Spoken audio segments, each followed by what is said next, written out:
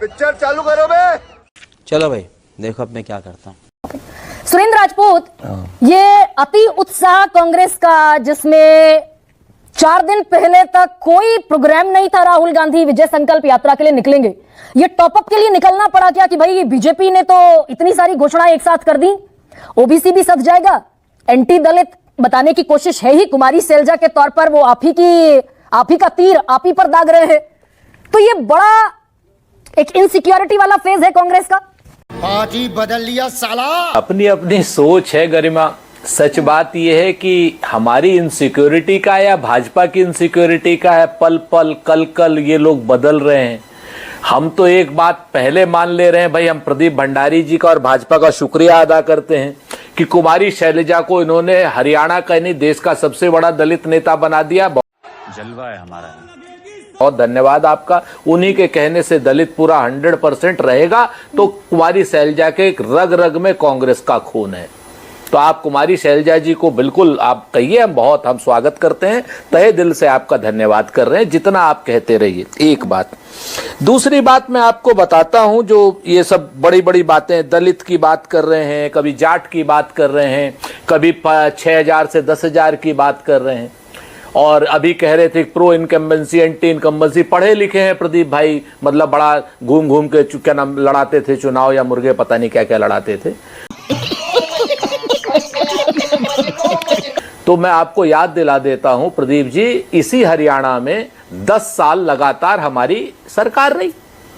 हमारी कौन सी वो है, उसके बाद आपकी तो सरकार बैसाखियों पे रही, हमारी बैसाखी पे नहीं थी।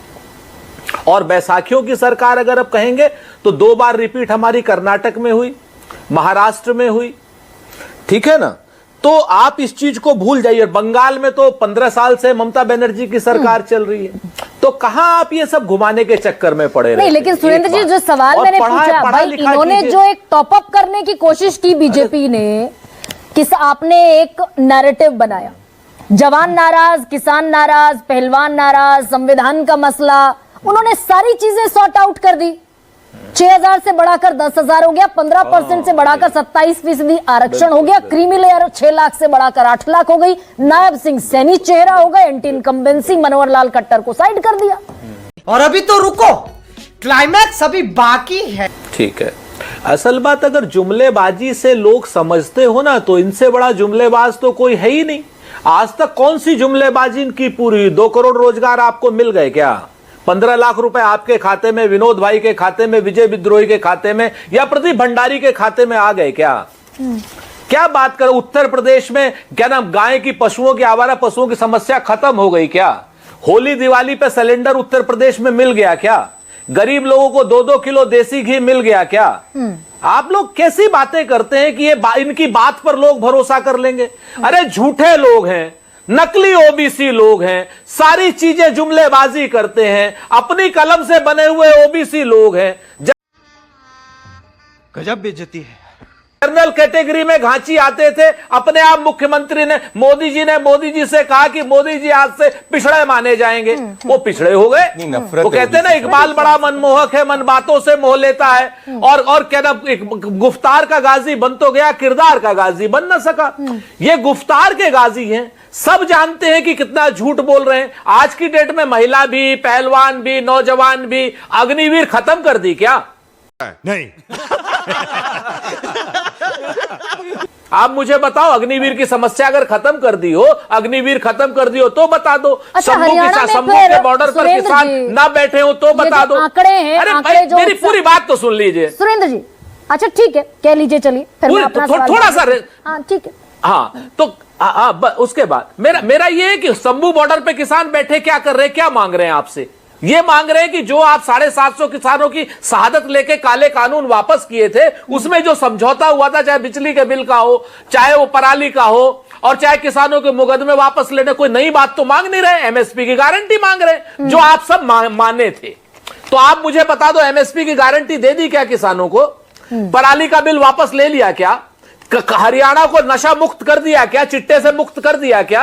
और क्या शंभू बॉर्डर पे जो किसान बैठे उनके बोल्डर हटा दिए क्या? लेकिन अरे कौन भौंक रहा है ये बदतमीज? अग्निवीर हटा दिया क्या? ओबीसी का राजपूत जो जातिगत जनगणना की बात करते हुए राहुल गांधी कल सोनीपत के गोहाना में दिखे, हम मर जाएंगे पर जातिगत जनगणना कराएंगे, आरक्षण की लिमिट बढ़ाएंगे, ये रिप्रेजेंटेशन में दिखा नहीं।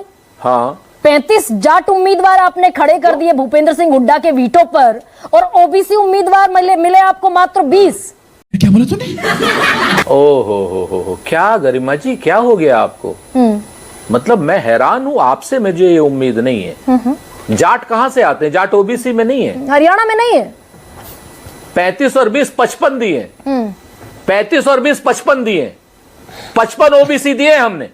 बताओ इन लोगों ने कितने? हरियाणा में ओबीसी में आ गए सुरेंद्र जी।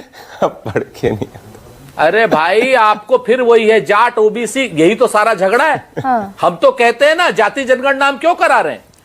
आपको मालूम है हरियाणा में आंदोलन क्यों हुआ था? हम तो कह रहे हैं केंद्र में भारत की सरकार ने, नरेंद्र मोदी ने पाप किया था सुप्रीम कोर्ट में जाटों के क्या नाम, जब आरक्षण की बात थी सुप्रीम कोर्ट ने जब खारिज किया था, नरेंद्र मोदी जी की सरकार ने लचर पैरवी की थी। यानी कि कैसे कैसे लोग रहते हैं यार यहाँ पर। यानी कि लचर सुरेंद्र पैरवी राजपूत की थी, एक, जिसके यानी बाद कि ये तो सैकड़ों बड़ी, लोग मरे थे। सुरेंद्र राजपूत आप बहुत बड़ी बात कह रहे हैं। यानी कि वो जो जाटों को ओबीसी में लाने का मुद्दा हरियाणा में अटका हुआ है 10 वर्षों से, आप जाट कम्युनिटी को ओबीसी में शामिल कर लेंगे, ये कह रहे हैं सुरेंद्र राजपूत आज। जाट तो ओबीसी में है ही है। हाँ। यही तो मैं कह रहा हूं आपसे, तो हरियाणा में जाति नहीं है ना? जनगणना करा रहा हूं। आप वो जो 33% ओबीसी है उसमें इंक्लूड कर लेंगे, 25% जाटों को आरक्षण देंगे। पूरे देश में जाट जो हैं ओबीसी थे, ओबीसी हैं और ओबीसी रहेंगे।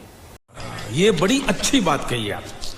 और जाति जनगणना सिर्फ इसीलिए हो रही है, इसीलिए जाति जनगणना की हम बात कर रहे हैं। और ये जो सारी की सारी जो बीजेपी वाले जो आप लोगों को बहला फुसला करके चैनलों पर बैठ करके सरकार बना रहे हैं, अगर ये 10 सीटें भी ले आए तो बहुत बड़ी बात। तो ये